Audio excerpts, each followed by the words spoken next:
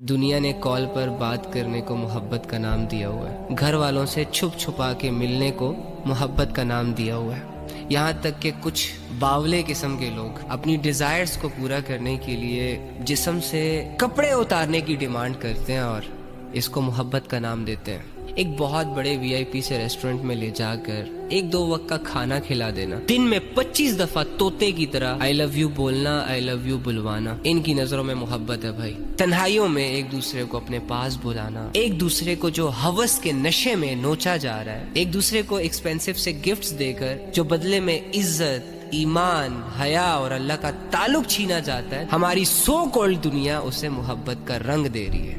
محبت کرنے کے لیے اس دنیا میں ایگزسٹ ہونا بھی ضروری نہیں ہے، محبت تو چہرہ بھی نہیں دیکھتی۔ مجھے بتاؤ کہ نبی صلی اللہ علیہ وآلہ وسلم کو تم سے محبت تھی کہ نہیں؟ تو آپ سب کہیں گے ہاں، نبی علیہ السلام کو ہم سے محبت تھی، لیکن تب تو نبی علیہ السلام ہمیں جانتے تک نہیں تھے، ہم تو اس دنیا میں آئے ہی نہیں تھے۔ تو پھر کیوں ایک شخص امت کی محبت میں راتوں کو اللہ کے سامنے رویا کرتا تھا؟ یعنی اس چیز سے یہ ثابت ہوتا ہے کہ محبت وجہ بنتی ہے انسان کو اللہ کے عذاب سے بچانے کی۔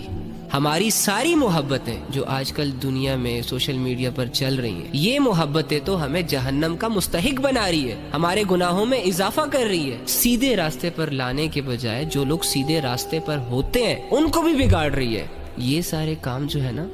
یہ محبت کے نہیں ہیں، یہ ہوس کے ہوتے ہیں، یہ نفس کے ہوتے ہیں۔ نفس چاہتا ہے کہ انسان ذلیل ہو جائے، شیطان چاہتا ہے کہ ایک انسان اللہ کی نظروں میں گر جائے، اس کی آخرت خراب ہو جائے، لہٰذا وہ دنیا کے اپوزٹ جینڈرز کے جھانسے دے کر ایک انسان کو دنیا کی شان و شوکت، دنیا کی رنگینیوں، دنیا کے مزوں میں لگا کر آخرت سے غافل رکھنا چاہ رہا ہوتا ہے۔ جو ریئل محبت ہوتی ہے نا، وہ انسان کی اسٹرینتھ بنتی ہے، وہ انسان کو دنیا سے لڑنا سکھاتی ہے۔ ہماری محبتیں تو ہمیں زندہ لاش بنا رہی ہیں۔ لڑکی بھی بیٹھی ہوئی ہے کمرے میں، میسج پہ میسج کیے جا رہی ہے اور ہنس رہی ہے، امی آوازیں دے رہی ہے، کوئی پرواہ نہیں، کیریئر خراب ہو رہا ہے، کوئی پرواہ نہیں۔ اسی طرح سارے نوجوان لڑکے جاگتی آنکھوں سے سوئے ہوئے ہیں، 10 لوگوں میں بیٹھا ہوا شخص اپنی دنیا میں غائب ہے، ان کو اپنی تباہی نظر ہی نہیں آ رہی۔ یہ روزانہ جو اپنا وقت ضائع کرتے ہیں،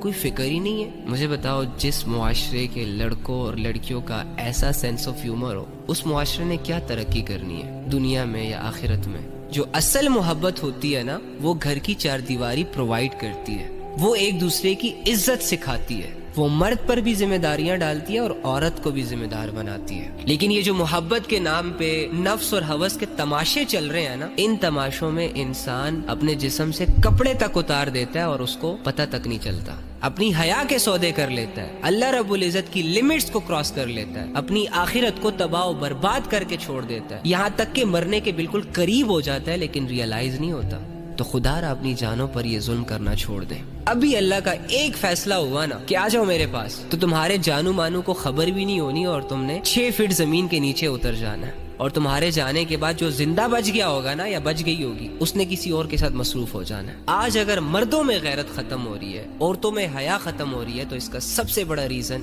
یہ دنیا کی سو کالڈ محبتیں ہیں، یہ جسموں اور شکلوں کے پیچھے بھاگ